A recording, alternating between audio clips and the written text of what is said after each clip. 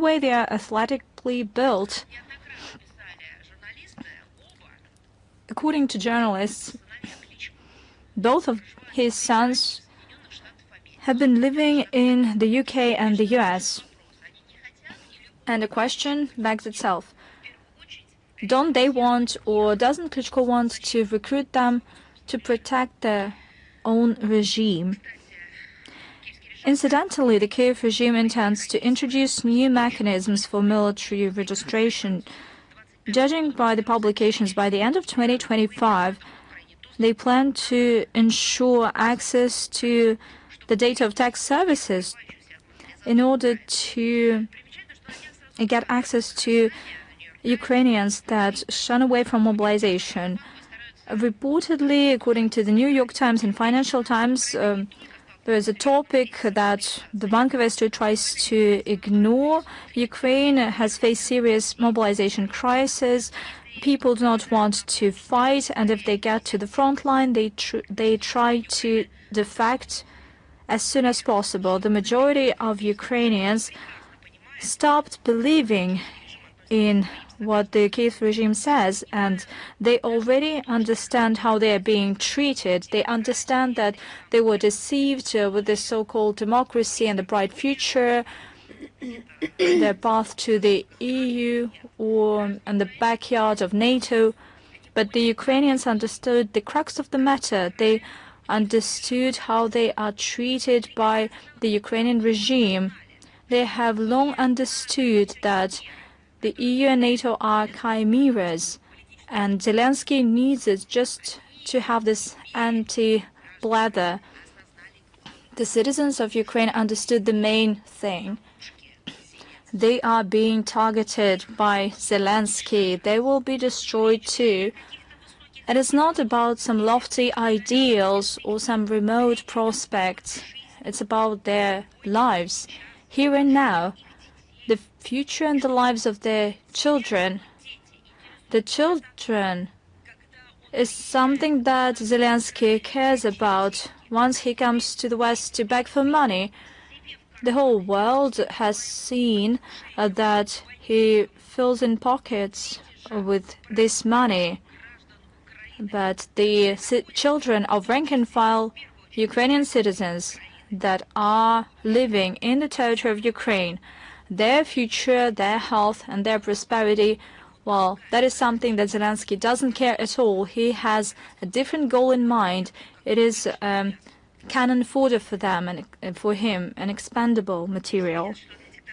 Everybody saw that for the dictatorship of Zelensky, Ukrainians are just slaves without rights. They can be sacrificed to keep himself in power. For this atrocious mechanism of the global, murderous, corrupt machine, as Viktor Orban has rightly put it. For this mechanism to keep on working, they are ready to destroy every Ukrainian. And here, Ukrainian diplomat Kislitsa made a publication in a Western newspaper on November the 11th. We're talking about First Deputy Foreign Minister of Ukraine.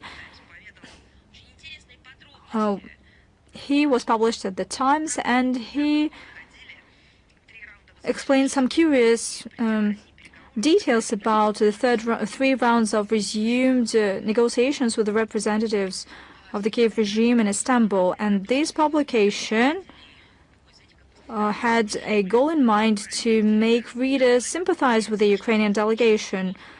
It turns out that the Ukrainian delegation had a hard time under the psychological pressure of Russians.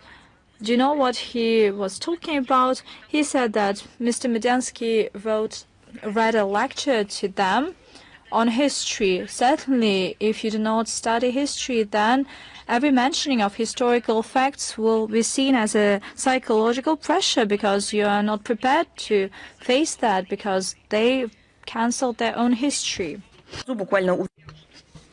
And of course, he stated that unfortunately Russian diplomats knew the past of each of the Ukrainian representatives very well, and sometimes even said rather provocative and unpleasant things. Did they really think that the Russian delegation headed by Mr. Medinsky, part of which were diplomats, were headed to meet someone they knew nothing about? Now, you see, our diplomatic school is based on something else, on the knowledge of facts, on understanding who your negotiating colleagues are, on preparing for these negotiations. As for how the unpleasant things were said, nobody promised that pleasant things would be said. According to him, the Russian participants thus tried to anger the Ukrainian counterparts in order to later accuse the Kyiv regime of disrupting the negotiations.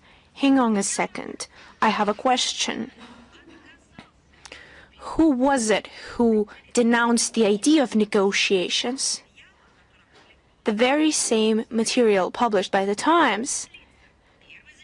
We find out that Mr. Kyslytsya, the first deputy foreign minister, said that Ukraine has concluded negotiations with the Russian counterparts. That is what he said. He was quoted largely all around the world. So I have a follow-up question. Why, once again, blame the Russian side for something you are doing right now? The Kyiv regime, once again, it is clear from Kyslytsa's statement, decided to put a stop to the negotiations process. First time they did it under the British pressure. Boris Johnson visited Ukraine, and as he said, personally tried to talk Ukrainians out of negotiating with Russia. And now, as Kyslytsya said, they did that this way by not following through with the negotiations. But he should have added that the proposals made by the Russian side, by example, for the exchange of detained persons, were once again disrupted by the Kyiv regime. They've perhaps carried out less than 30% of what was agreed upon. It is clear that Kyslytsya has become so imbued with Kyiv's pseudo-historical speculations about Ukraine's secret origins that he is now unable to distinguish truth from falsehood. But truth, as they say, hurts. Even more absurd are his fabrications about the alleged repeated disregard by Russian representatives of any attempts to talk about the substance. That is a direct quote, and their desire instead to impose the idea of creating working groups and other mechanisms in order to convince the Americans of the success of the negotiations and avoid punitive measures on their part. So according to the Ministry of Foreign Affairs of Ukraine, creation of working groups and other mechanisms was necessary to just simulate the process. I believe that is definitely something psychiatrists should take a look at, because any time the Russian side arrived to the negotiations with Ukraine brought clear proposals, and these definite proposals were carried out as long as Ukrainian side did not stand in the way. What was it exactly there that was fabricated or not working? Those were concrete proposals that were carried out. It was precisely the lack of tangible progress in the negotiations that Kyslytsya cited as the reason for their termination by Kyiv before the end of the year. So who was it who hadn't carried out the agreements, who hadn't implemented the agreements reached during the negotiations? That was not even the delegation, but the Ukrainian side and the Kyiv regime, and I've given you some facts. This can only be described as absurd. Such statements once again confirm the lack of interest on Zelensky's part in a peaceful settlement, instead of responding to specific proposals from the Russian side regarding the organization of further negotiations and continuing the dialogue. Kyiv opted to blame Russia for everything in the hope of tightening Western sanctions against our country. But I believe this article misses the point of admittal of Kyslytsya that they're no longer intent on continuing the negotiations. But against the backdrop of it's not even a large-scale corruption crisis that is unfolding, but it's another corruption hotspot that is reopening in Ukraine. The West is raising more and more questions about the Zelensky regime. I would like to remind you that when the negotiations took place this July, just recall what Zelensky stated. He continuously degraded representatives of the Russian delegation. That is in regards for who exactly is exerting psychological pressure on whom. Do you remember how Zelensky stated that the Russian delegation is not of the appropriate level, that the wrong experts have shown up, and that there's no reason trying to talk to them? But also, do you remember what he said and what the Western mentors who operated backstage of these negotiations, together with the Ukrainian delegations, constantly supervising and trying to speak in their place? Do you remember what they demanded?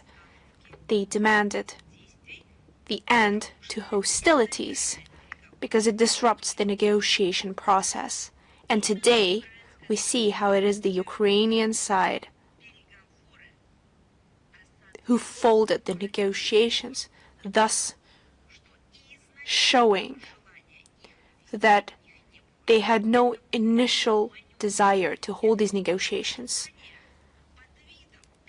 It was a desire under the guise or under the pretense of negotiations to gain some extra time, to save their positions, to change their locations, to ask for more weapons, so on and so forth. So the article prepared by the Times based on the interview of Kyslytsya is further proof of that.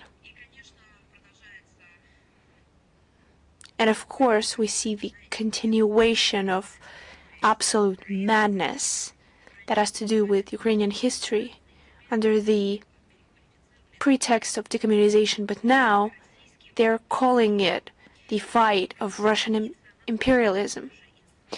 They continue to mock their own history, this structure that is the Ukrainian Institute of National Remembrance. They're behind this program, and recently they passed a resolution recognizing the Romanov dynasty and the outstanding Russian scientist Mikhail Vasilyevich Lomonosov as, you know what, direct quote, symbols of Russian imperialism. I don't know what they put behind that phrasing, perhaps education, science, and culture. Perhaps they're trying to mock that as a whole. But now, according to current legislation, local authorities must decommunize cultural heritage sites and geographical names associated with the royal family and the world-famous academician, scientist Lomonosov. Just think about it. Just listen to the absurdity of what is taking place. Objects of decommunization in Ukraine are names associated with the royal family. I would like to just remind you that the communists were the ones fighting the royal family. So it was communists who tried to take down and replace any names that had any connection with the Romanovs, with Tars. So what is taking place in Ukraine? Two contradictory, fully canceling each other out processes. Decommunization on the one hand, and the fight against the Romanovs on the other hand. It is impossible to believe that they're truly saying it out loud, but it is a fact. Any mention in public spaces of Romanovs or Lomonosov is now prohibited Can you imagine? The media reports that a certain public organization called, just think about it, Decolonization Point Ukraine has compiled a list of 100 monuments to be demolished. I'm sorry, are they thus admitting that Ukraine is a colony? Have they fixed that status? For example, in Odessa, which perhaps someone is unaware, incidentally was founded by decree of Empress Catherine II. 19 of such objects are subject to demolition, including the column erected in Alexandrovsky Park in 1891, now Shevchenko Park, in honor of Emperor Alexander II, who visited Odessa in 1875 and planted the first tree of the future park. Can you imagine? So Alexander II pays Odessa a visit in 1875, opens a park there, plants the first tree, and then 150 years later, madmen come in who decide to announce the decommunization process, in lines of which they rename the park, calling it the Shevchenko Park, who has nothing to do with the park, and plan to demolish and destroy any mentions of state figures, of heads of state who actually established the city and the park. I don't know who added more to this, Orwell or Harwell or Platonov or Bulgakov, although I believe he's also prohibited in Ukraine. On social media, Ukrainazis are gloating over the impending destruction of the monument they hate so much, and they're now discussing ways to get rid of it. So those who created this city are now prohibited. What about the city itself? I believe soon they will get rid of the city itself, if we follow such primitive logic, which is not even primitive, it's just the barbarian logic, or the primate logic. And this is precisely what such specialists from the aforementioned institution are doing.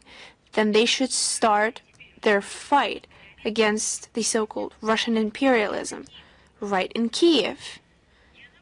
Have they been unable to get there? Where many architectural and artistic monuments from the Romanov dynasty have survived to this day. And I truly wonder if Zelensky is even aware that by receiving guests in the Mariinsky Palace built in 1752 by order of Empress, also Empress, the Empress who also belonged to the Romanov families, only it was Empress Elizabeth. So, by receiving guests in the Mariinsky Palace, he's promoting the heritage of the Russian Empire. Is he aware? Where he's bringing his foreign guests. I don't know how all these things sit together in his head. How will those who have declared a new crusade against our common history react to this? What are they going to do with this architectural complex? Are they going to destroy it? Are they going to close the windows and doors? Are they going to repaint it in the colors of the NATO flags in order to decommunize it and to fight Russian imperialism at the same time? Will they come up with the idea to demolish the official presidential residence? Or will they not dare to do it? Incidentally, next to Zelensky's office on Bankova Street is another remarkable monument of the Romanov era, the city-estate of Adjutant General Fyodor Fyodorovich Trepov, which houses the Union of Writers of Ukraine and the so-called Black Sea television and radio company, who attempt to broadcast the quote-unquote true history to Crimea has also found refuge there. What will be done to them, and what will fighters for so-called correct history do with a gift to give from the same Empress Elizabeth, St. Andrew's Church, which has long been a symbol of the city? How are they going to coincide it? Are they going to publish a poster that the church is all right, but the Empress is in the wrong? And incidentally, one of the masterpieces of the great Bartolomeo Francesco Rastrelli, the creator of the Winter Palace, Smolny Cathedral in St. Petersburg, and many other famous buildings. And today, the church has been given to the Exarchate of the Patriarchate of Constantinople, under whose control a plan to eliminate canonical Orthodoxy in Ukraine is being implemented. The list of the Romanovs dynasty's legacy is enormous. And I believe we will continue to make this list, and we will continue to share information on those who is driven mad by the idea of destroying anything Russian in Ukraine. We will continue to share on what surrounds them, what kind of reality they're facing. During more than 3 centuries of their rule,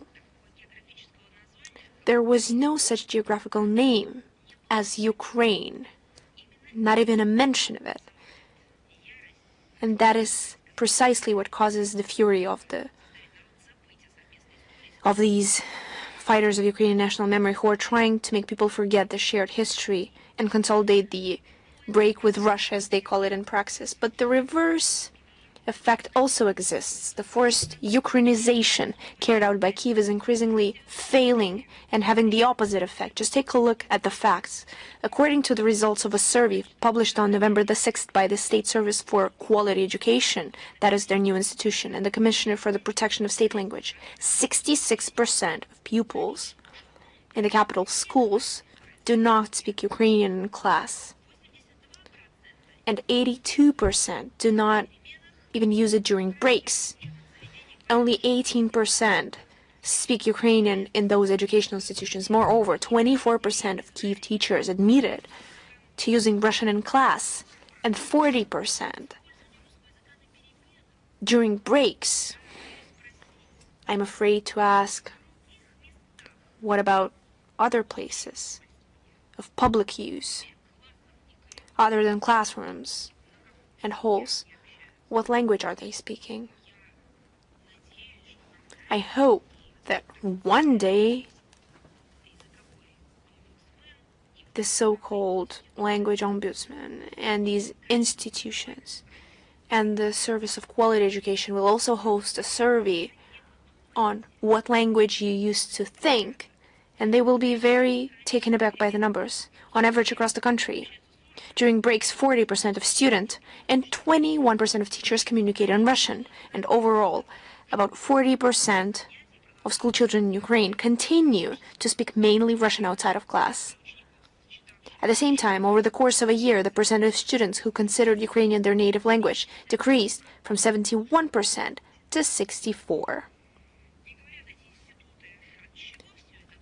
And these institutions do not mention what's the reason behind all this, whether it's due to the fact that there are less students now that they're leaving, or because the methods that the Kyiv regime is using will not lead to anything productive, or because the forced Ukrainization will do nothing good, and because they should also take into account the international community standards worked out over centuries, and where Ukraine has put an official signature as well. And we've also paid attention to the words of the Verkhovna Rada deputy Anna Skorohod, who noted, the direct quote, the head of Verkhovna Rada, "I have used Russian, will continue to use it, as will many of my friends.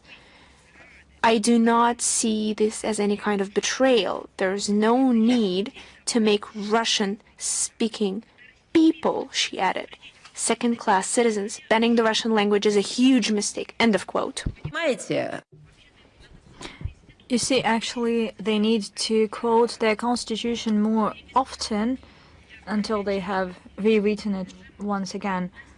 We have repeatedly said that the efforts of Kyiv to forcefully change the language identity of Ukrainian citizens are in vain, despite all the bans and fines, persecutions, mockery. People do not want to forget the Russian language. They want to speak it, and this trend is so obvious nobody cannot hide it.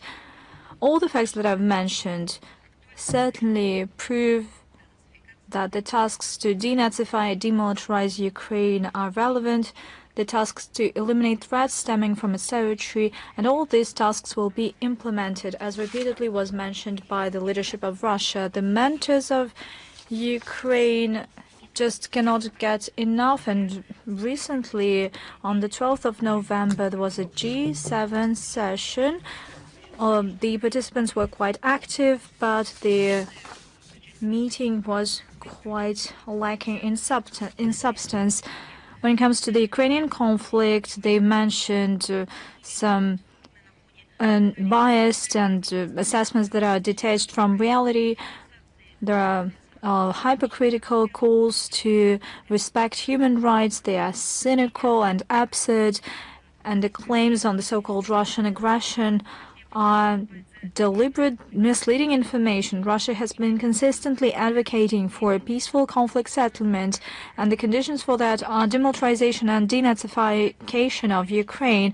The actions of the Kyiv regime, with the active instigation by the West, including from the G7, back in the day, undermined the implementation of the Minsk agreements and led to the escalation. Let me remind you that the Brits, that are part of G7, manually destroyed the negotiating process in 2022, and the idea of announcing a ceasefire without clear agreements on a comprehensive peaceful settlement are baseless. They open the path for funneling Ukraine with weapons, resuming military pressure against our territories, and further destabilization. And the Kyiv regime has recently stated that it has halted all negotiations with Russia. It is noteworthy that at this shindig, the officials from Ottawa, at the closing of their presidency, announced new anti-Russian sanctions, including on energy and entities that have to do with the development of drone technologies and cybersecurity. Basically, they were imposed and entered into effect a week prior to that, on November 6th. By the look of it, the Canadian authorities didn't find another way to attract the attention to this large-scale international event, but to show their allegiance to the Russophobic cause started in 2014. Former Prime Minister Justin Trudeau and the granddaughter of Hitler henchman Christopher Friedland did not put the final nail in the coffin of Russia-Canada relations, but the current Prime Minister, Mark Carney, might as well do that. We retain the right to a response, and definitely these measures will be taken in the near future. We'll brief you on that. And another anti-Russian something happened in Dublin. On November 5th, there was a conference with the obnoxious name Security and Democracy in Europe in the shadow, as they put it, in the shadow of Russia's war against Ukraine. And as it turns out, the Ukrainian side was the initiator of this event. First, Deputy Foreign Minister Kyslytsya reiterated the notorious ideas regarding the Russian threat against Ireland and the whole enlightened West. He warned that they could be put on their knees because Moscow could use its all-penetrating hybrid toolbox. And he said that Ireland should revisit its traditional neutral status, and he simply put it as it is.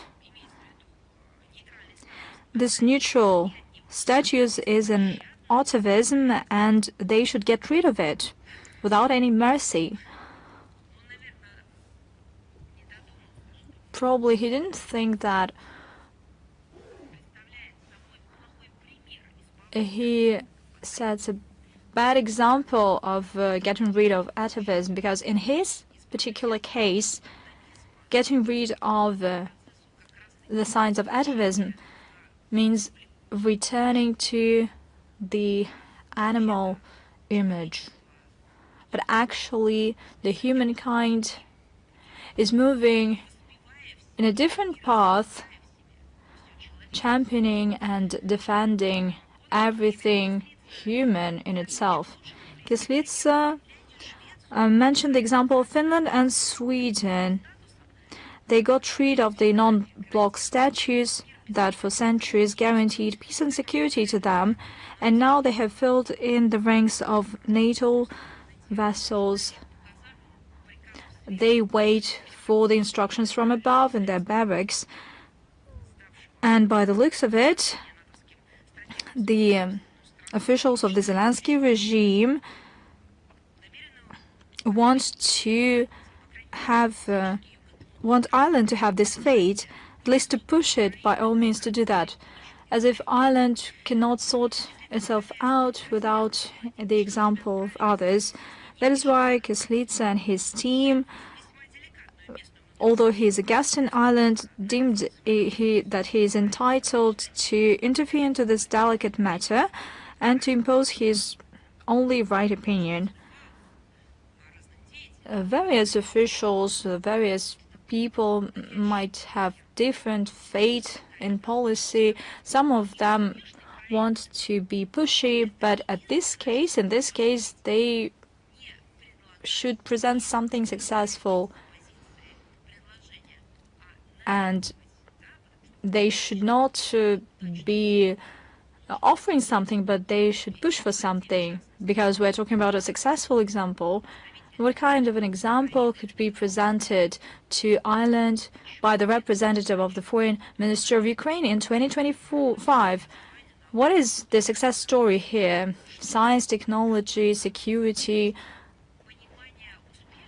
Is there some kind of an understanding that this project is successful? It is not successful at all.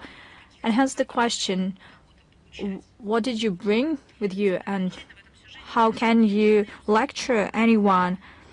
The most noteworthy here is not just Russophobic bogus stories invented by the Kyiv regime daily, and not the shameless attempt to interfere into domestic affairs of Ireland, but the most noteworthy is this platform in Dublin where this ugly scene has unfolded. The thing is that it all happened in the office of the European Commission in Dublin, and these entities are located in all EU members, and they seek to play a role of national branches of the Brussels European Institute, and they should serve as a voice of the European Commission. They should raise awareness of their activities.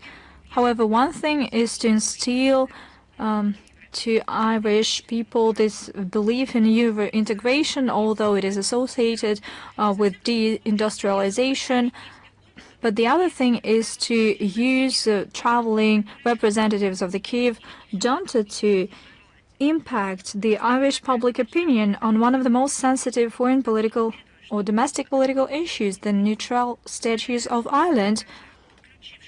There is no doubt that that was exactly the goal of all this endeavor, because Sergei Kyslytsya was accompanied by head of the Office of the EU High Representative for Foreign Affairs and Security Policy, as well as others. The ideas were carbon copy.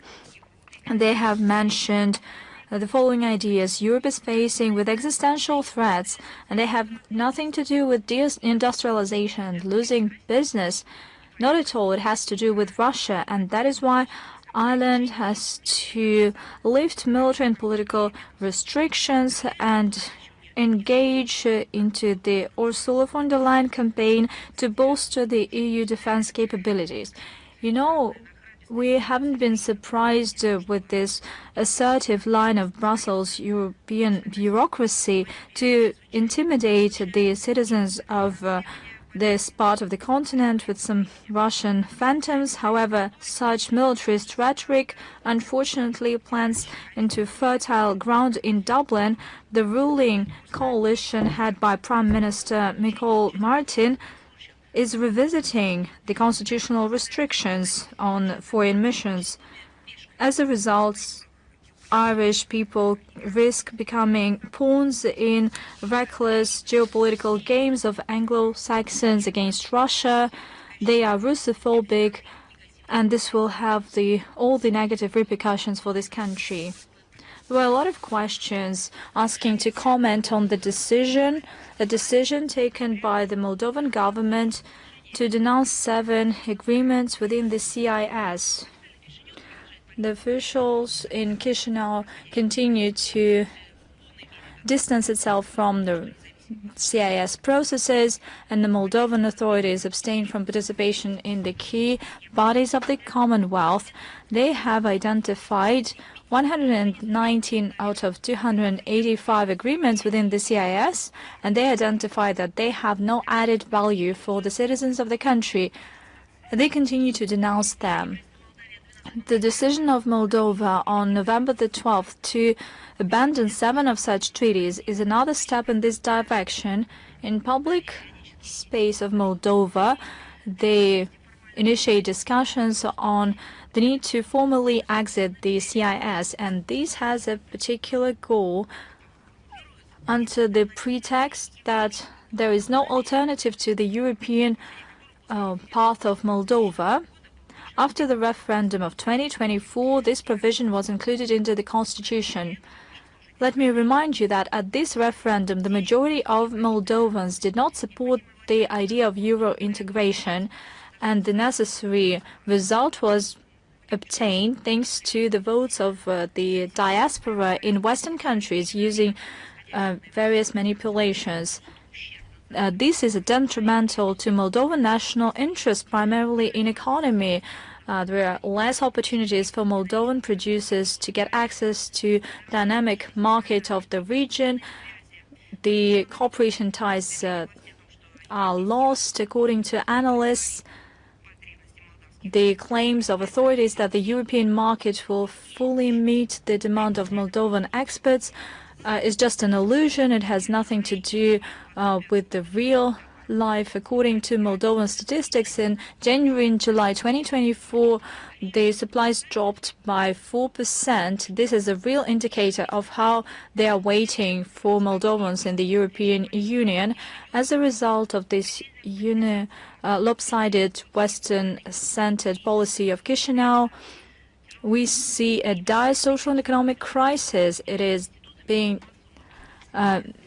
detrimented by the debt burden, and it is not by chance that the majority of Moldovans stand for a balanced foreign policy of the Republic and keeping its membership within the CIS. Unfortunately, the officials in Chisinau continue to ignore the opinion of their own citizens. Sudan, reportedly, there are a lot of tortures and massacres, executions and other crimes against civilians in El Fasher, that is the province of Northern Darfur, the Republic of Sudan, and the neighboring regions after it was seized by the Rapid Support Force, and it is being aggravated by the dire humanitarian conditions. Reportedly, there are still some 200,000 civilians in El Fasher, including dozens of thousands of women and children. Moscow condemns crimes against Sudanese civilians. We call for consolidated efforts of the international community to put an end to the bloodshed and violation of human rights in northern Darfur, as well as to have investigation and punish those responsible. It is essential to provide urgent humanitarian assistance to those in need. Russia reaffirms its commitment to the peaceful settlement of the domestic Sudanese conflict. We highlight the need to respect for the sovereignty, territorial integrity, and the unity of the Republic of Sudan. And the key task at this point in time is to swiftly put an end to hostilities, to launch full-fledged political process that would be led by the Sudanese. We assume that the diplomatic efforts to help overcome the crisis will help achieve a sustainable settlement in Sudan, taking into account the aspirations of the Sudanese. the situation in Latin America. Since September 2025, we have seen an unparalleled military campaign unfolded by Washington in this region, reportedly in order to fight the drug trafficking channels. Over the past 2 months, we have seen dozens of military strikes against Venezuelan boats in the Caribbean. Reportedly, they carried drugs to North America, and the victims were over 30 people. Last week, the Department of War expanded its activities to East Pacific. They destroyed a couple of boats and their crew there. We're extremely concerned about the methods to deal with this matter that were chosen by the U.S. This is a flagrant violation and interference into domestic affairs of Latin American states. The American actions are at odds with the commitments of the United States under 1988 Convention against the illicit trafficking in narcotic drugs and psychotropic substances. Ironically, on November 11th, we celebrated the 35th anniversary of this treaty entering into force, but these provisions are relevant as ever. The preamble of the convention states that uprooting illegal drug trafficking is a collective responsibility of all states, and to this end we need to coordinate efforts of the international community. Article 2 of the convention emphasizes that parties shall implement their commitments in line with the principle of sovereign equality and territorial integrity of states, as well as the principle of non-interference into domestic affairs of other states. On top of that, the Convention has special provisions on the way the combating trafficking should be made. Article 5, or rather paragraph 5 of Article 17, stipulates that the parties shall take due account of the need not to endanger the safety of life at sea, the security of the cargo, or to prejudice the commercial and legal interests of the flag state or any other interested state. The situation is made worse since there is no proof that was given that these attacked vessels or their crew have anything to do with drug trafficking. Groundless military attacks on civilian vessels are a dangerous precedent. It paves the way for indiscriminate attacks. Russia shares concern voiced by the authorities of friendly states of Venezuela and Colombia. We insist that combating drugs should not be used as a leverage against sovereign states. We stand against the force or use of force in order to interfere into domestic affairs, and we assume that when it comes to combating drug trafficking, primarily in the U.S., what is needed is the consolidation of international efforts as well as regional efforts, and the efficient solution could be found within the collective efforts and within the international legal mechanisms, and naturally only in case of abandoning this large-scale military pressure that Pentagon has been using. And this stems way beyond the goals that were declared by the American side. This undermines the sovereignty of Venezuela. We hope that the international community will give the relevant assessment to these steps in order to prevent a disastrous scenario that could destroy the international legal system for drug control.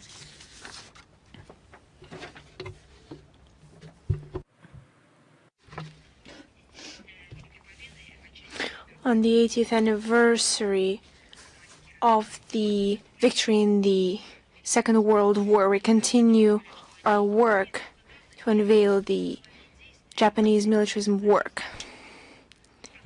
And we have repeatedly emphasized that there is no statute of limitations on these crimes, and legal proceedings to punish all those responsible continue to this day. The Prosecutor General's Office of the Russian Federation, in March to June of this year, adopted resolutions to revoke the 1980s-2000s conviction of the rehabilitation of 24 Japanese citizens. Their names will be listed in the text version of this briefing. during the war and even after Japan's surrender in 1945, they participated in sabotage and espionage activities directed against the Soviet Union. Following a review of the court decisions in the cassation and supervisory instances, it was established that those individuals are not eligible for rehabilitation and their guilt has been fully proven. Another subject. During our weekly briefing, we often mentioned crimes of French colonialism in different regions of the world. I would like to remind you that the Russian Foreign Minister's website has a special section dedicated to Paris' historical and international legal responsibility for crimes committed during the colonial and post-colonial periods, which is regularly updated. And today, we want to recall another sad page in history, France's mine terror against the civilian population of Algeria during the national liberation struggle, and the kind of help that the Soviet Union provided free of charge in demining the territory of this North African country. Let me remind you of the facts. Allegedly, in order to prevent arms supplies from Tunisia and Morocco during the Algerian War of Independence, which lasted from 1954 to 1962, France laid millions of mines along the eastern and western borders of Algeria. As a result, 3 million Algerians living in border areas were forced to leave their homes. Since then, more than 7,500 civilians have fallen victim to mines in Algeria, despite the fact that more than 62,000 hectares of land have been cleared and nearly 9 million mines have been defused. Even today, in 2025, there are still reports of civilians being blown up by them. Even 60 years after the end of hostilities, anti-personnel mines remain one of Algeria's greatest humanitarian disasters. In September 1962, the Algerian leadership appealed to Moscow, asking for assistance in destroying minefields. The Soviet government agreed to do so, free of charge, unlike Western countries, who charged Algeria hundreds of millions of dollars for this service. Soviet specialists carried out extremely difficult, dangerous work in conditions that were unfamiliar. They were hard to understand. They were very non-traditional for our people. And the last Soviet sappers, I'd like to recall, left Algeria in June 1965. During that time, they defused about 1.5 million. Just think about it. They have defused about 1.5 million mines. 1.5 million. We're not talking about thousands or hundreds of thousands. 1.5 million mines were defused by Soviet specialists. They cleared more than 700 kilometers of minefields and cleared 120,000 hectares of land. The Algerian people remember this truly titanic work and regard it as a manifestation of the highest humanity and genuine brotherhood. On November 3rd to 7th this year, Algeria was visited by a living participant in this feat of Soviet soldiers, 97-year-old military engineer Andrei Yakovlevich Pavlenko. He took personal part in the mission of Soviet sappers on November 4th this year. He was received by the President of the People's Democratic Republic of Algeria. Earlier, the Algerian head of state awarded Mr. Pavlenka the highest Algerian state award, the National Order of Merit, and on November 5th this year, a solemn ceremony was held in the vicinity of El Kala to unveil a monument to Soviet sappers. I would like to take this opportunity to thank our Algerian friends for the hospitality and warm welcome given to our compatriot, our citizen. We appreciate the attention and respect shown by the official Algeria, who have not forgotten our country's significant contribution to the decolonization of Africa, as well as the establishment of Algerian statehood and the assurance of its security and sovereignty.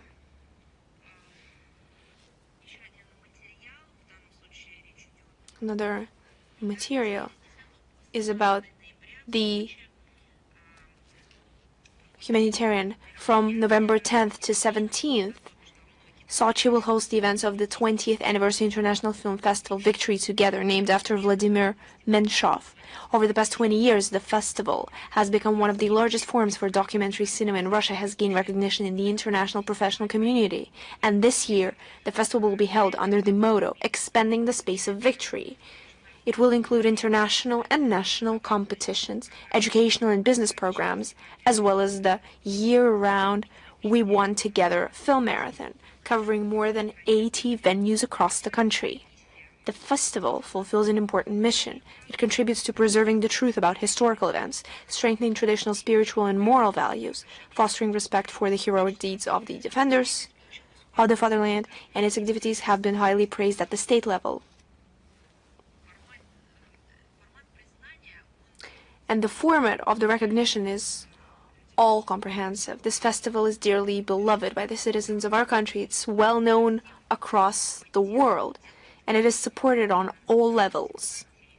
And they're doing it with a lot of interest because it's so loved.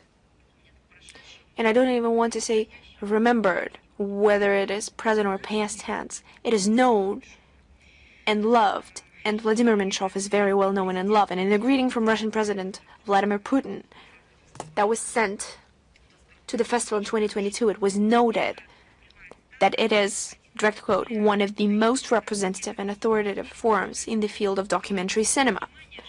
The jury and the organizing committee pay special attention to films dedicated to the heroes of contemporary events, participants in special military operations,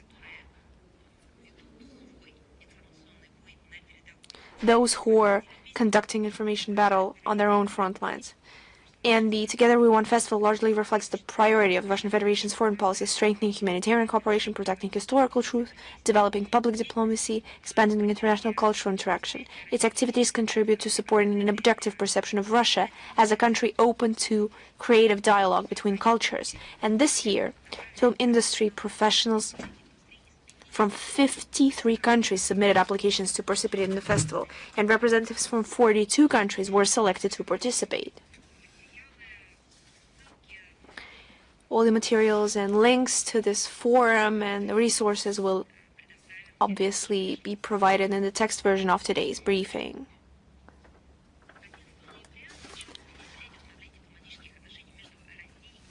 On November 11th, we marked the 50th anniversary of the establishment of diplomatic relations between Russia and Angola. Those relations are traditionally friendly, based on mutual respect and support. They are based on coinciding or similar approaches to key issues on the international and regional agenda.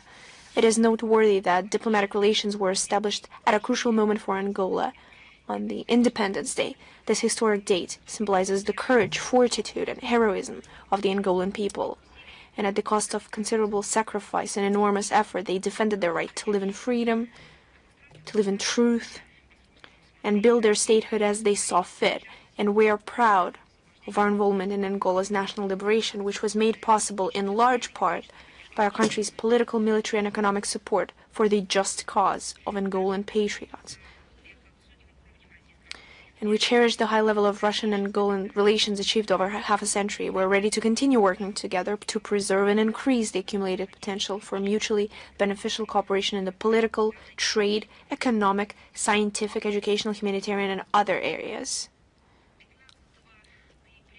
On November 15th marks the day of the proclamation of the independent state of Palestine. On this day in 1988,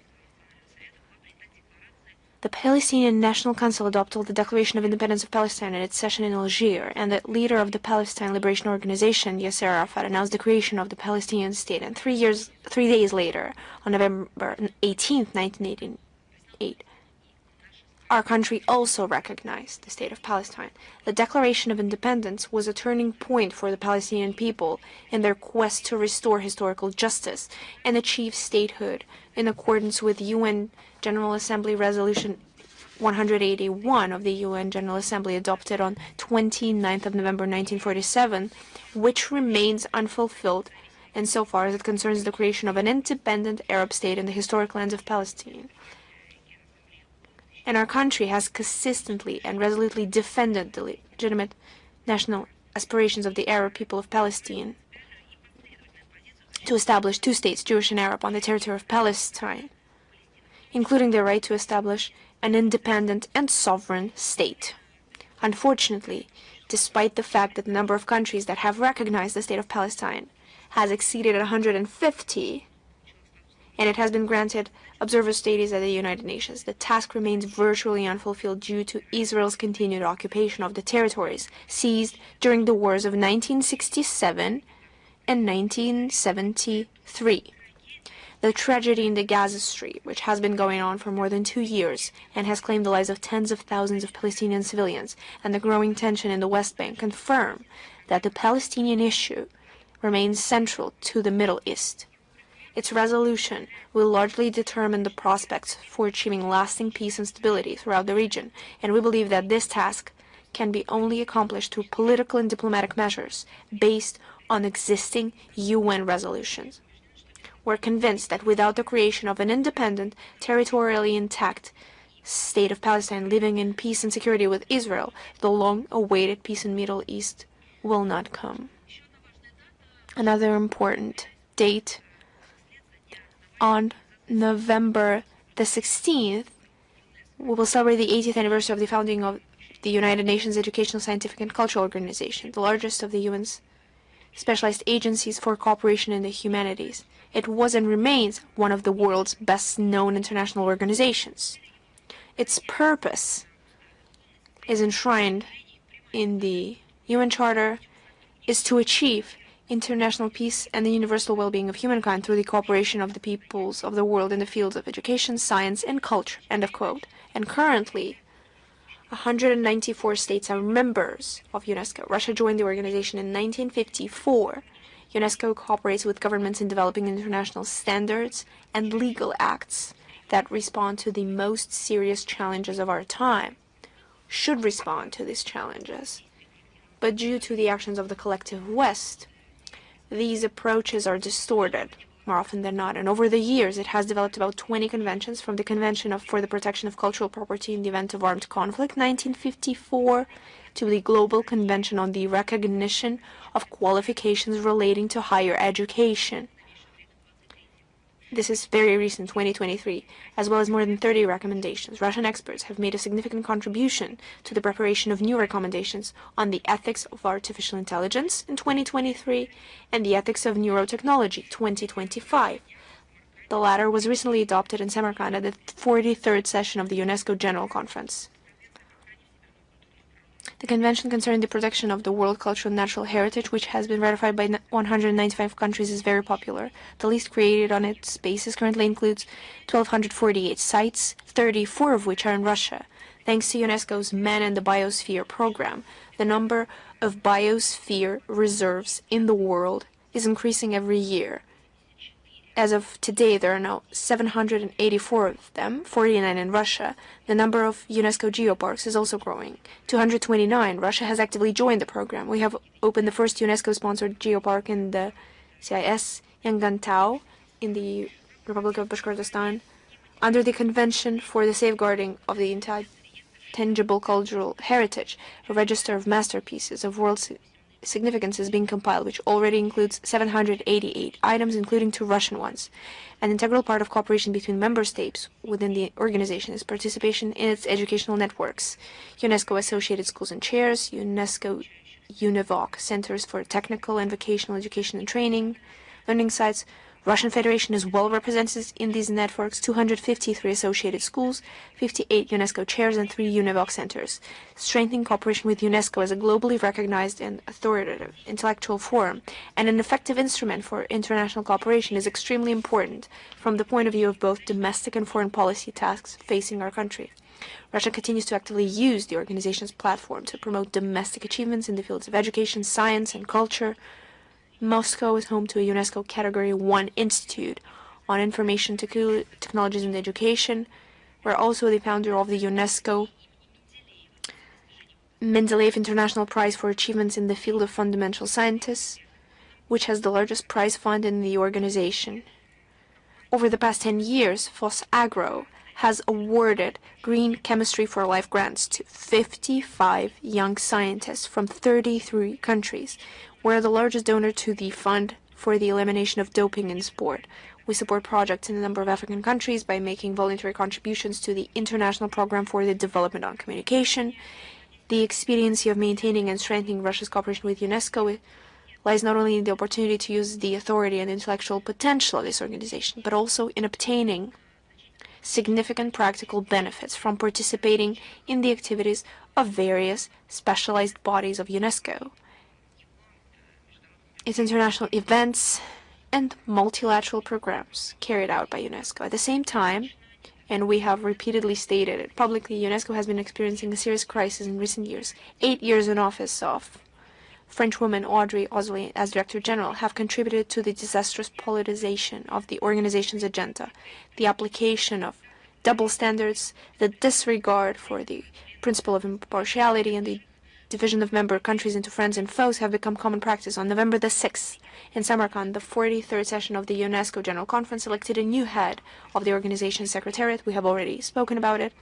Former Egyptian Minister of Tourism and Antiquities, Khaled Al-Anani, a renowned Egyptologist who advocates for a strong, depoliticized UNESCO in which member states are called upon to play a leading role. We welcome the choice of the General Conference and support the course announced by the new Director General of the structure.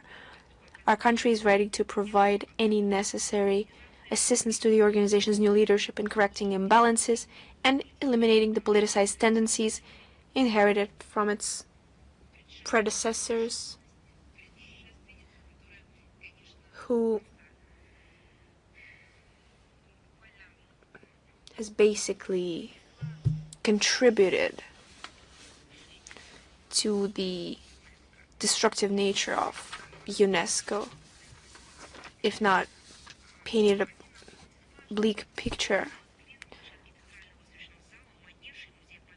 On November 21st, the International Scientific Practical Forum No Statute of Limitations Nuremberg 80 years will be held in Moscow in the Central Exhibition Hall managed in the Victory Museum. And this event recreates the criminal case where from 1945-1946 a case was tried against war criminals. The forum has been held annually since 2020. During this time, it has become a unique platform for interdepartmental and professional dialogue between government and public figures, lawyers, historians, archivists, search movement activists, and representatives of the arts and culture. It is highly symbolic that this year's event will take place on the eve of the 80th anniversary on the start of the Nuremberg trials, 20th of November, an event that marked an important milestone in the condemnation of Nazi ideology and the establishment of responsibility for crimes against peace and humanity, as well as the restoration of international law for Russian society in the current circumstances. The appeal to the Nuremberg trial is first and foremost a manifestation of a consolidated position of rejection of Nazism in all its manifestations, loyalty to norms of international law established on the basis of the tribunal's decisions, and the protection of historical memory as the foundation of sovereignty.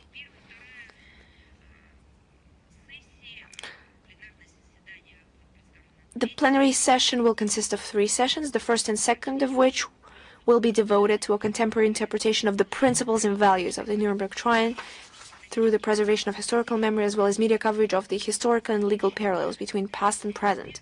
The third session, an expert session, addresses the history and current issues surrounding the International Military Tribunal, the need to further study and scientific analyze in the context of contemporary challenges.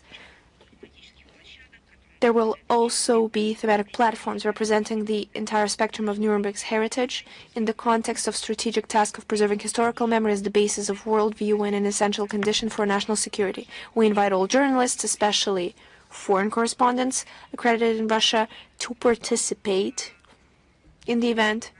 Why it is especially important to invite foreign correspondents is because everyone else has already been invited by the organizers, and we specialize in foreign correspondence.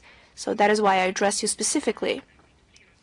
And we will be sure to repeat any information and links in the text version of today's briefing. Please participate in covering the event.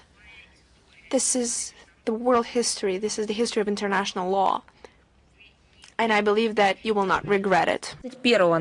Another announcement: on the 21st of November, the State Historical Museum will have a gala opening of the exhibition Custodian of Ambassadors' Affairs and the post-stamp cancellation ceremony dedicated to the 400th anniversary of the head of ambassadors Malorossa and Aptekar Prikaz of the 17th century Artemon Matveyev. The event is taking place upon Foreign Ministry's initiative within the efforts together with Russian Military and Historical Society, and it is contributed by the Cultural Ministry, Rosarchive.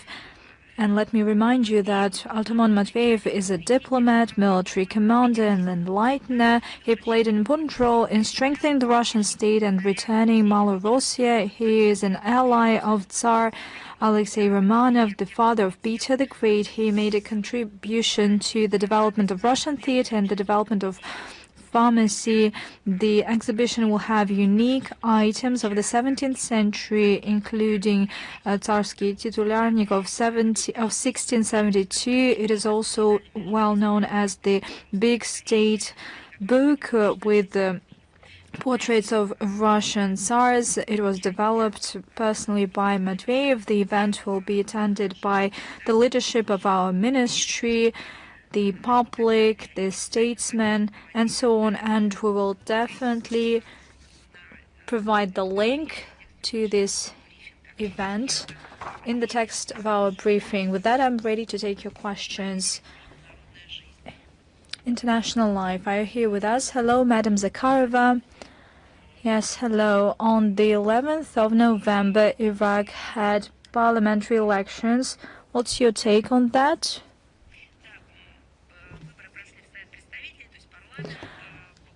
Indeed, there were parliamentary election. According to reports, the turnaround was quite high. The organization was quite high, and this is an important event that helps develop the political life of the state and strengthen the role of Iraq in global and domestic affairs, and we seek to continue versatile interaction with our partners from Iraq. Thank you so much. Thank you. RIA Novosti. Hello, Madam Zakharova. Christina Rodriguez, RIA Novosti. I would like to ask you to comment on the situation around the interview of Minister Lavrov with the Italian newspaper Corriere della Sera. We see the response of the foreign ministry. We see the feedback from the Italian news agencies. What's the outcome? I believe that it's not the end of the story, it's the beginning of the discussion.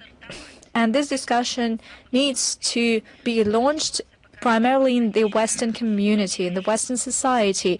It showed a harsh censorship that exists in Western media outlets. Open, direct censorship that is not concealed. As I can see it, it is encouraged even. The other thing is that the censorship is taking place not because of journalists, because the journalists from Corriere della Sera were shocked that this interview was not published. They wanted to publish it. It was interesting for them. They made questions. They sent it to us. They were ready to work on the text. However, they faced a situation that was unparalleled.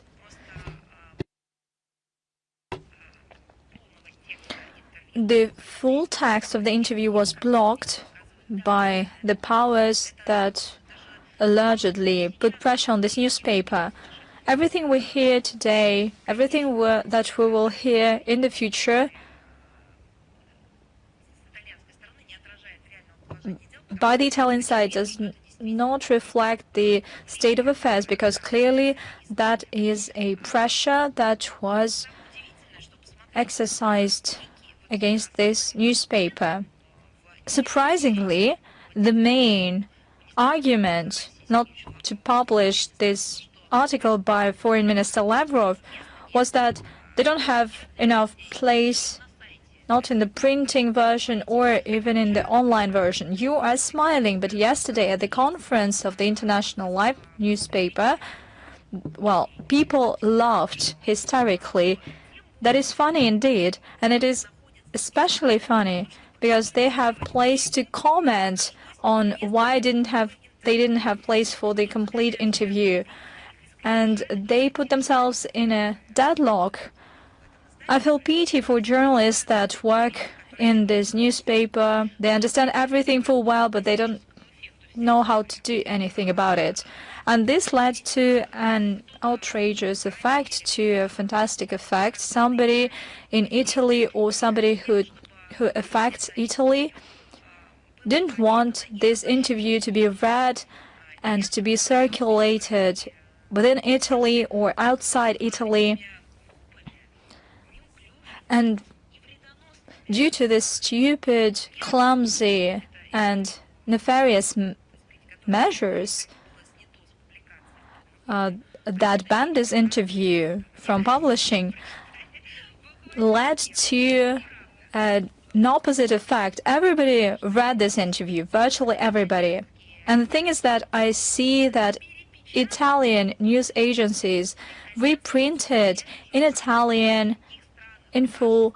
I see that in other countries, in Russia, this interview has been printed in other languages, in Russian, and they have achieved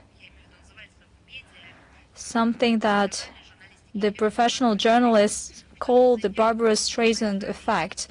You can Google it. I believe that all journalists know what I'm talking about. The desire to banish some kind of an article outside the professional framework and to do it by force leads to the opposite effect. What they want to cancel is something that is made extremely popular, and you can read the story behind this effect, the story of Barbara Streisand. This is a unique case, and everybody read this interview. And once again, we will provide the link to the Russian and Italian version of this interview, and we'll definitely do it in English as well. But I believe that this should set an example of what kind of difficult times Europe has been going through in the first half of the 21st century. The political censorship and this away from democracy. Artie, are you here with us? Hello, we are always with you. Madam Zakharova, could you please comment on the publication by South African news portal News24? It claims that at least 18 members of former South African President Party came to Russia to train as bodyguards, and after that they found themselves in the barracks at the front line at the special military operation, and Cyril Ramaphosa condemned the exploitation of young and vulnerable people.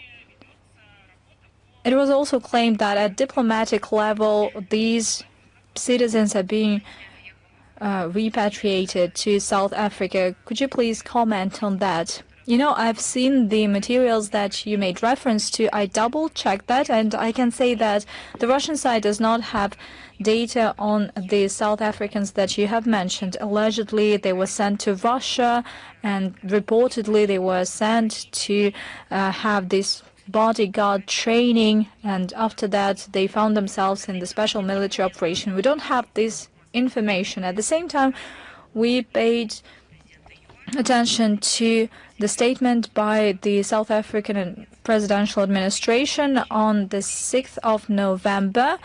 Vincent McMahon said that Cyril Ramaphosa intends to use diplomatic channels to return them home. We haven't seen any requests from South African Foreign Ministry, and should we get this official request, we will be ready to consider them in the spirit of strategic partnership between Russia and South Africa. Thank you so much. Chinese Media Corporation, are you here with us? Hello, we have two questions. The SCO Council of Heads of Government will soon take place in Moscow. Could you please talk about your priorities? What kind of contribution will be made by the session in promoting a global justice and more equitable international system? We'll get back to that matter. As I've mentioned, there were a lot of questions at the session of the SCO heads of government will take place in Moscow on the 17th and 18th of Moscow in a couple of days' time. This will be the pinnacle of the Russian chairship in 2024-2025 at the Shanghai Cooperation Organization Council of Heads of Government. It's sought to give a new momentum to cultural, technological, and educational dimension of this cooperation. The steps were closely coordinated with all the member states, including with the Chinese side. The session will be attended by heads of government, by high-ranking officials and of SCO countries, dialogue partners, as well as international organizations. The agenda includes discussing global trends in global economy, strengthening humanitarian and economic dimension given the upgrading of the activities of the SCO. Taking into account the SCO summit in Tianjin, the coordinated assessments of SCO member states of the current state of affairs and practical approaches to addressing the tasks at hand will be reflected in the joint communique and the statement on economic situation in the world and within the SCO space. A number of projects have to do with specific tracks of interaction as well as financial and organizational aspects of the group functioning. Today, on the 14th of November, Moscow opened the session of the National Coordinators Council. The SCO documents, including the Tianjin Declaration, highlights the commitment of member states to shaping a more just multiple world order building upon the primacy of the international law. The SCO also consistently stands for improving the system of global governance, reforming the international financial architecture with a view to increasing the role of developing countries. Also, once again, let me reiterate, I cannot say that these are developing countries because of their economic indicators and their commitment to have this cooperation on an equal footing. I am positive that all these positions will be reaffirmed following the session of the Council of Heads of Government. Thank you so much. The second question, Brazil hosts the COP30 conference on climate change, and for the first time ever, the U.S. has not sent a high-ranking official to this conference. What's your take on that, and what is the role of the Global South, including China, that stick to their commitments, and how do they advance the clean development in the current context? I believe that you should ask this question to them. And when it comes to our position regarding the U.S. participation in these formats, and whether they continue to participate regardless of whether they come to this event or not. Well, for starters, let me say that I would like to reiterate something that is an ultimate truth. Global change is a universal issue, and it should be addressed only by coordinated efforts of the whole international community. That is also clear. You can have as many borders and as many quotas on the airspace, but nevertheless, they do not hear us, and we should perceive it in a comprehensive way, and we should face these comprehensive tasks. And in this context, non-participation by the U.S. in the COP30 does not benefit the convention. The White House refused to implement the national measures to restrict emissions, and this will make the global efforts under the Paris Agreement more difficult because the U.S. is the top country when it comes to greenhouse gas emissions. We're talking about some 11% of the global emissions. Although the Americans withdrew, but formally this process will be completed on the 27th of January 2026, within a year after their notification. The Paris Agreement still is in effect because there are over 20 or 55 member states, and they account for over 55% of all greenhouse gas emissions. At the same time, Washington is also the party to the UN Framework Convention on Climate Change. This is the key international legal tool in this area, and they still have their basic commitments. The US can participate in the negotiating process within the Framework Convention, including the auxiliary bodies that develop decisions to implement the Paris Agreements. As for the Global South, we see that they are interested in the global green agenda and in combating climate change and mitigating climate change. Basically, we see that China is gradually strengthening its leading positions in renewable energy. Emerging economies participate in the international cooperation on climate change, and it is essential in terms of access to financing and technologies that are necessary for their sustainable development. Having said that, we count on an active and responsible as well as efficient participation of a greater number of the international community members in our collective efforts to combat climate change. Thanks a lot. Thank you. Reuters, are you here with us? Madam Zakharova, good day. We have basically 3 questions to you and the same topic, Russia-US relations. I'd like to ask, at this point in time, are there any contacts between Russia and the US at the level of foreign ministries? When might there be another telephone conversation between Minister Lavrov and State Secretary Rubio? And what is the take of the Russian Foreign Ministry on the current level of relations between Russia and the US? Without any irony, I'd like to clarify, since Corriere della Sera has not published the interview, you still have probably read it, and if you read it, Foreign Minister Lavrov gave exhaustive replies to these questions. And when it comes to the state of Russia-US relations, we have inherited triggers and irritants from the previous administration. There are a lot of them, and once the current administration came to power, we saw the readiness that they were ready to resume a dialogue, and it is ongoing, although at not such a great pace. We have regularly stated that. As for the contacts between heads of foreign ministries, after Anchorage and the telephone call, there were no contacts so far, and the heads of foreign ministries of our countries reached an understanding that there should be regular contacts, which is important for the Ukrainian file and for bilateral agenda.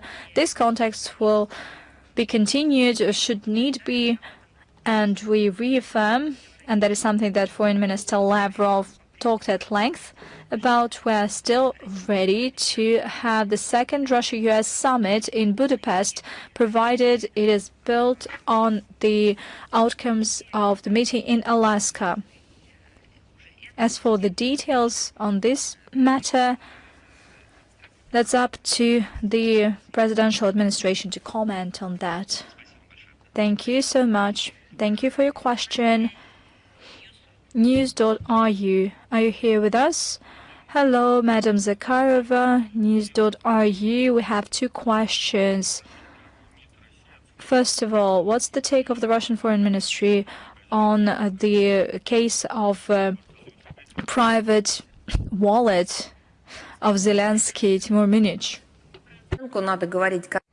You see here we need not to speak of the assessment of the actual fact. We speak about it all the time. This is not a fact of a single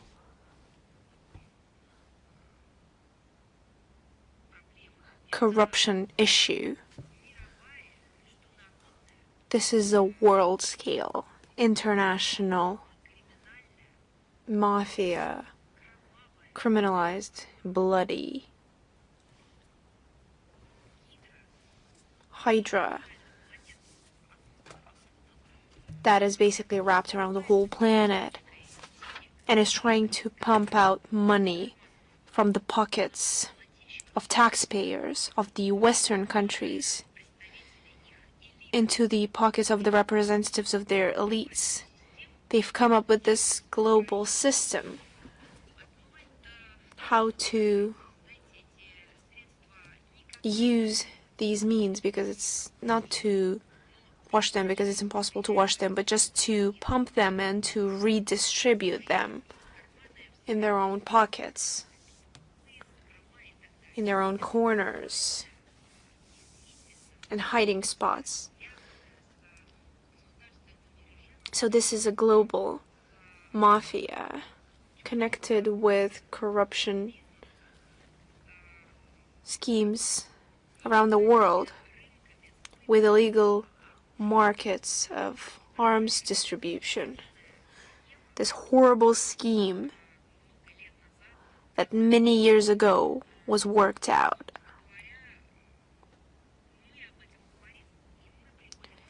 And we speak about it, we provide facts, we analyze, and we draw conclusions from that over at least 10 years. The situation that you describe as corruption was present in the state of Ukraine in the 90s. You could speak about the corruption, about the chaotic nature of what is taking place. Right now it's a conglomerate. It's a horrifying international unity, dirtied by blood, and it's shedding blood all around when trying to pump the Western means back into the West,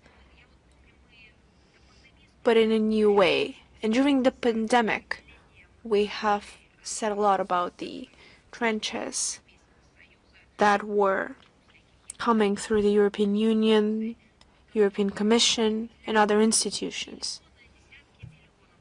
They were providing millions and dozens of millions in order to assist the democracy in Ukraine, our economy in Ukraine.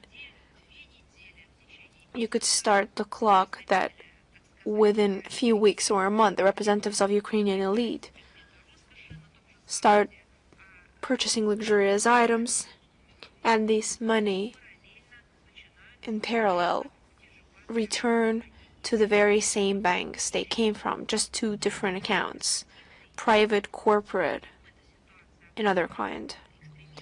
And then the situation followed up with extremism, terrorism, and illegal arms trade, so on and so forth.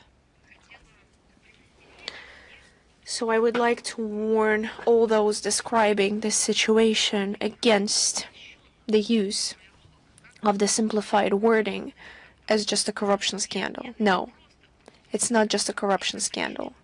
It's yet another cyst that has burst open against the backdrop of a dying body of Ukraine. And it's not due to the lack of hygiene, but due to the criminal activity on an international scale that the Kyiv regime has been conducting as an element and the instrument in the hands of the Western elite. And the second question. The European Commission has adopted a decision to factually prohibit the issuing of multiple entry visas to the citizens of Russia. What will be Russia's response to this hostile move? I'd like to respond that it's yet another example of discrimination based on the nationality or the citizenship. The effort to indiscriminately punish Russians, and if they follow through with it, I cannot rule out that current neoliberal leadership of Europe will ask the EU to prevent entry to the EU all those who are staying true to traditional moral spirit and spiritual values. They will come up with any kind of excuse. I believe we're headed that way. We're already seeing how with the direct support of the EU Brussels, different kinds of discriminatory schemes are being worked out in Ukraine, where they've already targeted the Ukrainian Orthodox Church along with Russian culture, as well as the use of Russian language. And even 10 years ago, this seemed impossible, but currently this is rampant in Ukraine. It's quite telling that it's not just in Ukraine, but in many European countries. Yet another economic damage from the decision taken by the European Union will fall on the European trade and tourism. They try to excuse it all with some mystical Russian threat, but it crumbles under any criticism. And another act of shooting themselves in the foot. And as for the response measures, they will be made, they will be very much calibrated. But unlike the European Brussels, we try not, and we do not, segregate people into those who are following Nazism or not. We will take responsive measures, the kind of measures that respond to the interests of our country. But also that in line with the Russophobic rhetoric, that will be a measured response. Thank you. Is Almayadin with us? Yes. Good afternoon. We're always with you. The first question. The first train from Russia to the north-south transport corridor has arrived to Iran. Can it be said that Moscow has tried to trust more trustworthy partners? You see, I would like to focus on the positive and not the negative. We have repeatedly stated that the development of the international transport corridor north-south is one of the central topics of the regular Russian-Iranian context on different levels. And of course, they are undoubtedly our priority. And the importance to this infrastructure project was given in the contract on the comprehensive strategic partnership between our countries that entered into force on October 2nd, and the International Transport Corridor North-South was created based on the intergovernmental agreement between Russia, India, and Iran that was signed on September 12th, 2000. And I believe this rules out any speculations as for what partners that are deemed trustworthy or untrustworthy. That is just a powerful project that is being implemented for a long time, that disposes the transferring of shipments through three routes: the western that comes through Azerbaijan and Iran, the eastern that comes through Kazakhstan, Turkmenistan, and Iran, and the maritime route, the Trans-Caspian route, that uses the main ports of the region. The corridor plays a key role in providing transport interconnectedness of Eurasia. It allows to connect the north of the continent, including Russian ports in the Baltics and the Arctics, being the stable and effective route with large logistical points in the Persian Gulf and the Indian Ocean, with the Iranian Bandar Abbas or with Indian Mumbai. Our country considers any direction important and considers it important to establish constructive cooperation between all the participants of the project of International Transport Corridor North and South. And the important task remains the trial of the western and eastern routes in order to provide a seamless change of shipments. Together with our partners, we're doing everything we can in order to perfect the railway infrastructure, as well as eliminating administrative and technical barriers. As for the shipment transferring through the railway transportation from Russia to Iran. It has been working since 2014. Since the Eastern Railway route of the International Transport Corridor North South was opened, since then we have provided regular container service, provided tariffs, and have lowered the cost of shipments. And we see the interest of all sides in order to develop the corridor, in order to establish full-scale constructive cooperation. On November 10th, in the port of Aprin, not far from Tehran, the first railway train with shipment has arrived, and of course it has gained a lot of attention from the media. Thank you. Thank you so much. Is the news front with us? Yes, good afternoon, Madam Zakharova. We just have one question, if you allow.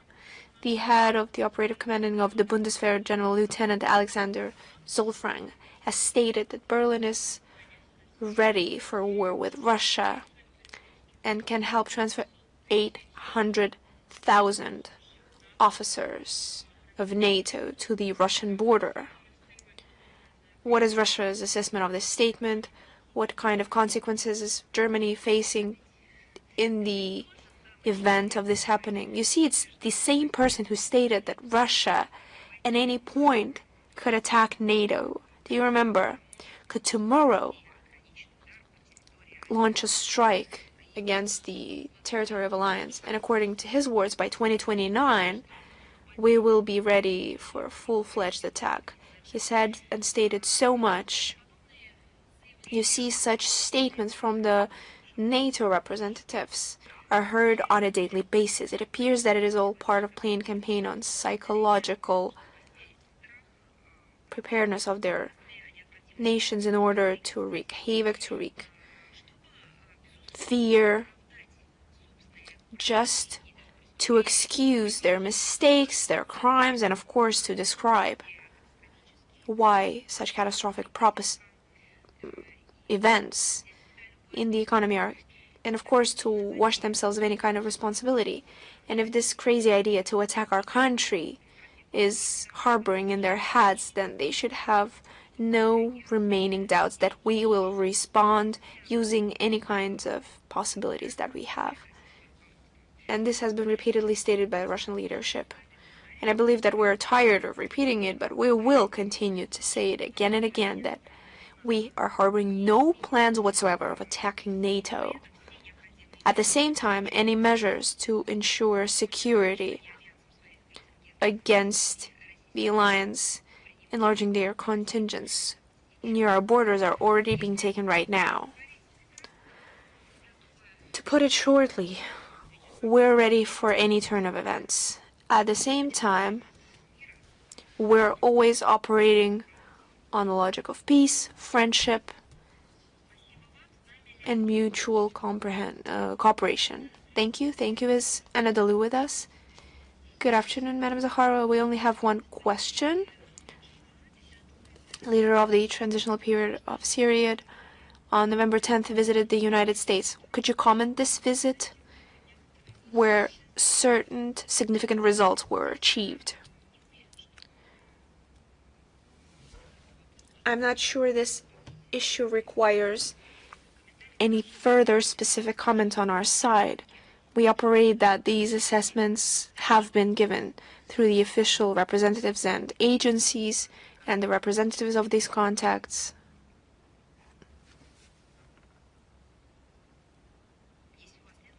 If you have no further questions, then we're moving on.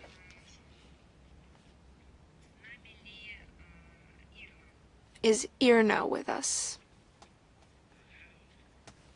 As you know, the International Conference of Governors of the Caspian Sea littoral states will be held in Iran next week. At what level will Russia participate in this meeting? And in general, what is Moscow's view on the importance of developing cooperation between the Caspian Sea littoral states? Да, действительно, с 18 Yes, it is true. On November 18th to 19th, Russia will host for the first time the the meeting of the Caspian states and its governors, and the initiator of its meeting was the Iranian side and Russia's side regions. The Republic of Dagestan, Kalmykia, and Astrakhan region plan on participating in this event at the highest level. It is planned that heads of regions will consider a wide range of issues of cooperation, including the economy, investments, transit, logistics, the investment of the international transport corridors, north and south, that I've spoken a lot about today, as well as the ecology, the environment protection of the Caspian Sea. And we believe that this meeting highlights the exceptional responsibility of the Caspian states, including the state of affairs in the Caspian Sea, responds to the demand for solving tasks due to the development of the region and its growing role in the region, as well as forming new architecture of indivisible security. We wish all kinds of success in the development and the best results to this conference. Thank you so much. Is Dunya News Pakistan with us? I'm Shahid Guman, correspondent, Dunya News Pakistan. Thank you for taking my question. I have two questions today. My first question is, I previously inquired about the draft readmission agreement between Russia and Pakistan. At the time, you mentioned that the draft was under discussion and that Russia is prepared to consider easing entry procedure for Pakistani citizens following the signing of an intergovernmental readmission agreement. My follow-up question is, have there been any recent developments regarding this agreement?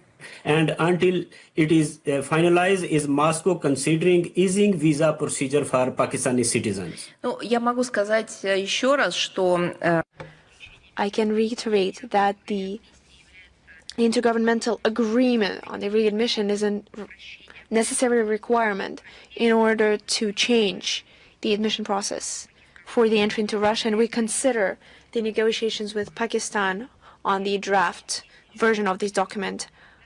I will circle back in order to tell you if there are any more details, but the work continues. Current Pakistan-Afghanistan border tension and recent clashes, does Russia intend to play any mediating or diplomatic role to promote peace and stability in the region? напряженность у The tension in the Afghano-Pakistani relations remains a point of concern not just for Russia, but due to statements from international capitals of the international community as a whole. Together with our partners, we call on Kabul and Islamabad to solve any disagreements through diplomatic means. As you know, Russia is always ready to contribute to peace if there is such need for the conflicting sides. We have such kind of experience and we're ready to assist. Дальше с нами Лего. Thank you so much. Is the Voice of Fatherland with us? Good afternoon, Madam Zakharova. The Voice of Fatherland is with you. In Ireland, in the presidential elections, Catherine Connolly won the election, who is openly standing against the militarization of Europe and denounces the role of NATO in escalating the situation with Russia. Ireland traditionally stood aside from the anti-Russian line of Brussels, and the new president could strengthen that course. What do you think? Could her victory be a symbol of an important turn in the relations between Ireland and Russia? It is true that we have taken note of the victory in the presidential elections of Ireland. The representative of the left party, Catherine Connolly, who has taken the office on November 11th, and it's quite important that according to her campaign statements, she's staying true to more balanced approaches when it comes to relevant international foreign policy issue. And she's quite critical on the Western policy in the Russian area, and she stands for the neutrality of her country. Those were her campaign statements. Of course, we will see how it continues. Let me just remind you that Ireland is a parliamentary republic, and the key decisions on foreign and defense policy of the country are taken by the government headed by the Prime Minister. current Prime Minister Michael Martin and his team clearly claim that they are committed to the Brussels common EU anti-Russian line, including when it comes to Ukraine. They can constantly stand against or stand for sanctions against our country and bringing Russia to justice and so on. The ruling right-center coalition basically opted to erode this constitutional ban on the state's participation in military conflicts, and this could dismantle the military neutral status of this country. In any case, we will judge not by words but by deeds. And at the same time, let me remind you that Moscow has always stood for a meaningful dialogue and win-win cooperation with all the members, responsible members of the international community, provided they respect and take into account Russian national interests. Thank you. I have the second question. In his recent statement, German President Frank-Walter Steinmeier claimed unprecedented threats against Germany. He put the blame on Russia partially, including Russia allegedly supports far-right forces. He said, never in our history has democracy and freedom faced such an attack. What do we have to do with that? I'm sorry for interrupting you, but that is just absurd. Recently, Macron remembered these bugs, but he said that, well, Russia spreads fakes on bugs in France. But I'm sorry, but this follows the same line. Well, it's just a funny matter for us, and we can only laugh about that.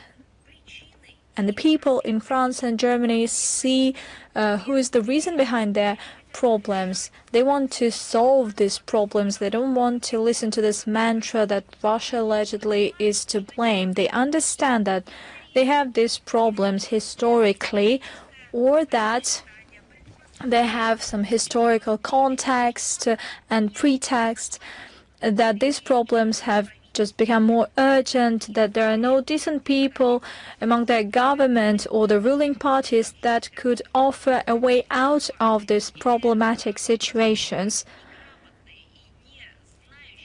The people in the government are so illiterate and ineffective that they make the situation even worse. Inventing this and putting all the blame on Russia is just a dead-end street. You remember how many years they've been saying that Russia could not be considered a democratic country because allegedly, it has the signs of censorship, or there is no freedom of media. But take a look at what is happening. Yesterday, the BBC said sorry to the US president that it censored his statement that looked like an opposite position to his position. And these took a scandal and an investigation. After the visit of Donald Trump to London, take a look at what is happening in the Italian media outlets. They got answers to their questions, but they do not publish these answers. They make censorship, and they say they don't have space for this interview. They want to present something that is at odds with the actual interview, an interview with the Russian foreign minister. Such examples abound.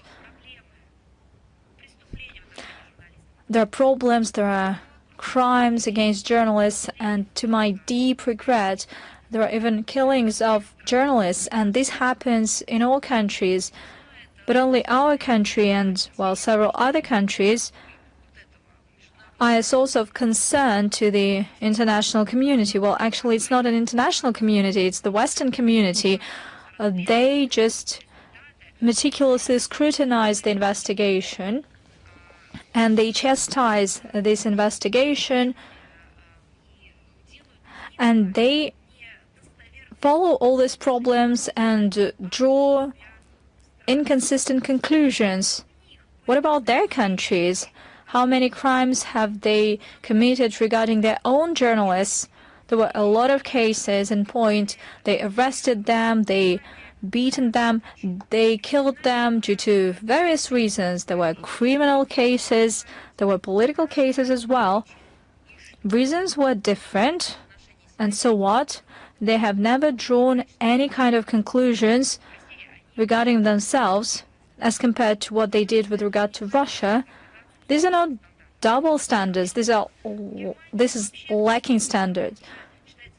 And in Germany, it is becoming good manners to claim that all the mistakes and all the blunders of the government were made because of Russia or because of China.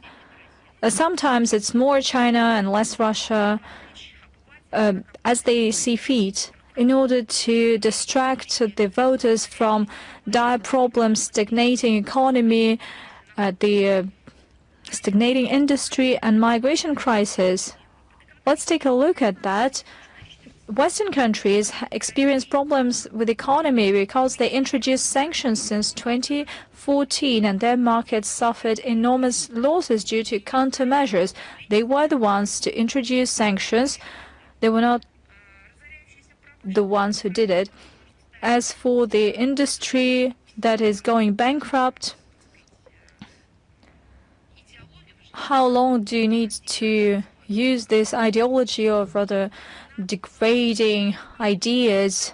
How long will you need to put it above ethics and science and ignore reality? Of course, you will see a stagnation in the industry. As for the migration crisis, well, who triggered this crisis? Where did this migrant come from? Who introduced their order in the Middle East, in Africa? They shut down the coalitions. Well, at that time, the German government was wise enough not to join the U.S. coalition, but after that, the following leadership of Germany lost these qualities.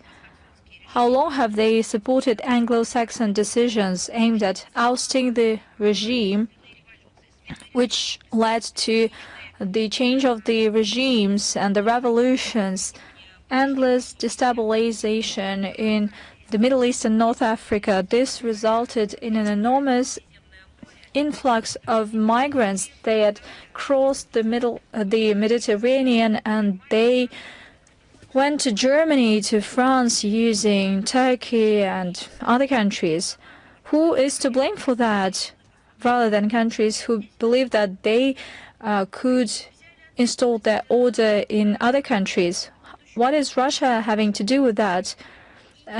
They had a coup in Ukraine, and Germany played one of the main roles here. Hence the collapse of the statehood in Ukraine, hence the flow of migrants or refugees, IDPs, you name it. They were the ones who instigated this situation. They were the ones who brought up such leaders as Klitschko using German money. They sent their ambassadors and representatives on Maidan. They provided the intel. Suffice it to remember the conversation between the Bundeswehr officers regarding the Crimean Bridge. It was made public 18 months ago or a year ago. We will provide the link. Growing crime rates. Once again, I do not know how they call it, liberalization of anti-drug legislation, legalization of drugs everywhere, inventing stories that drugs are not bad. Actually, that is something that is progressive.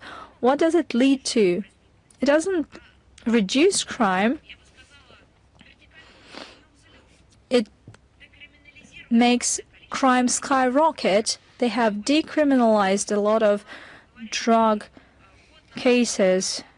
A year ago, 18 months ago, we talked about the efforts by Germany to decriminalize drugs.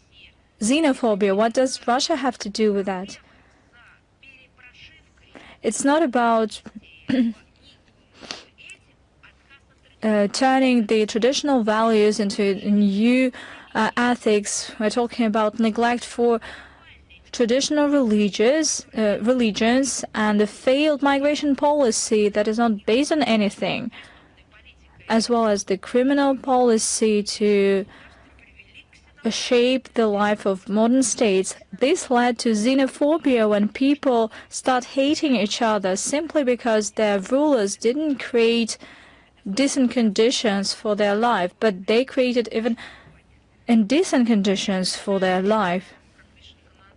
And the cherry on top of that is the media censorship, which is thriving in such countries as Germany.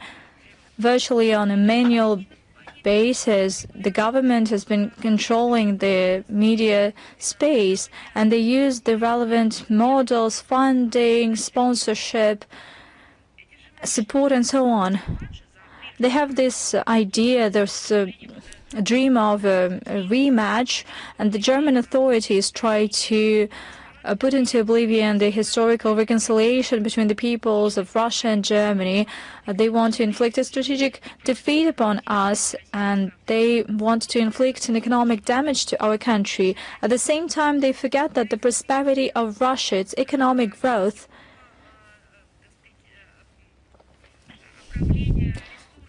and providing resources, trade, cooperation, this has always benefited the Western Europe, and it has all been put into oblivion by their establishment.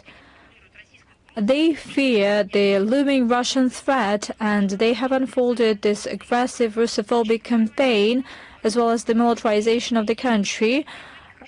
It is well known from the history how it all ended up in the past, and the officials in Berlin should have a long-drawn, painful but useful and necessary lessons. But that is only possible in one case, when there is still common sense and sobriety.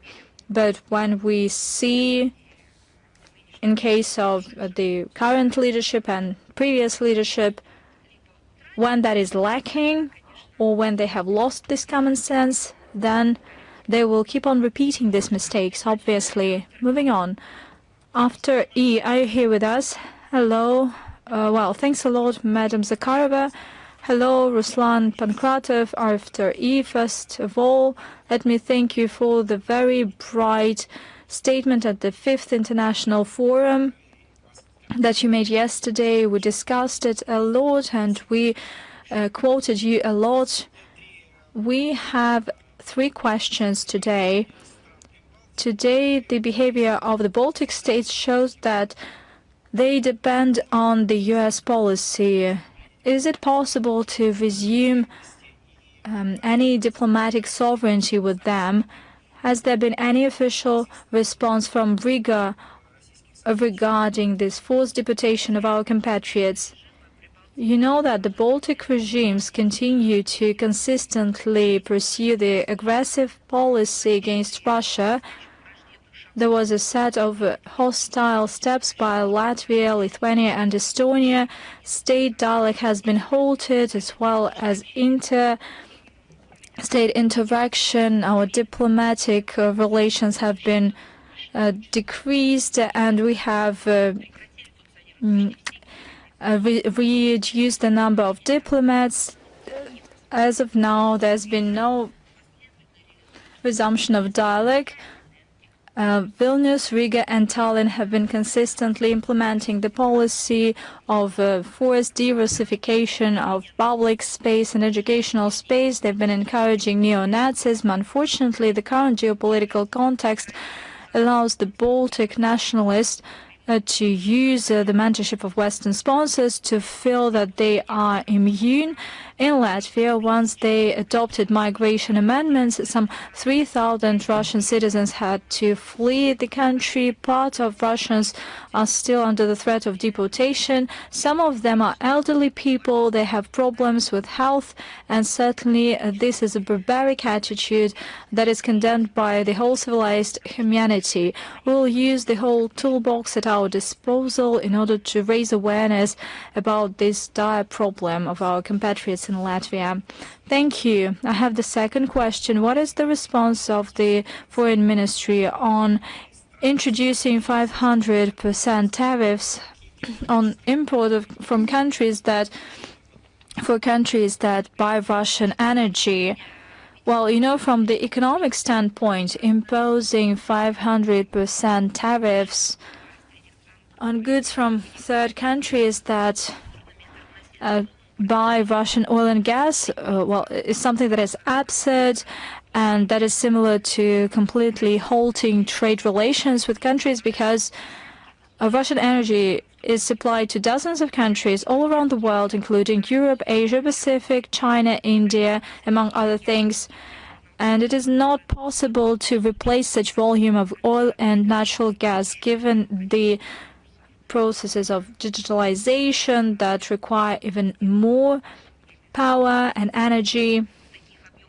This task is becoming even harder or even impossible. Experts understand it full well. Those who call to introduce such, well, not tariffs, but some barriers and blocks, possibly do not realize the negative repercussions for the U.S. as well as for the global economy. Such step would be a flagrant violation of the rules of the international trade law. I don't think that such threats that just look like populist Russophobic mottos will have any impact on the trade and economic policy of our key partners. They are guided on us, in their foreign policy, just like Russia. They are guided by their own national interests. They're not guided by the statements and possible actions by third countries, especially when this is made in such a way. Thank you. By way of concluding, how does Russia intend to use the growing clout of BRICS in order to create alternative financial mechanisms and payment systems that would allow member states to decrease their dependence on Western financial institutions? We'll provide you a detailed reply, and we will publish it on our website, because we want to take historic perspective on that. We want to make reference to all the historical cases and provide you detailed information. We will definitely do that. Thank you so much. If you have no further questions, goodbye. I wish you all the best, and see you next time.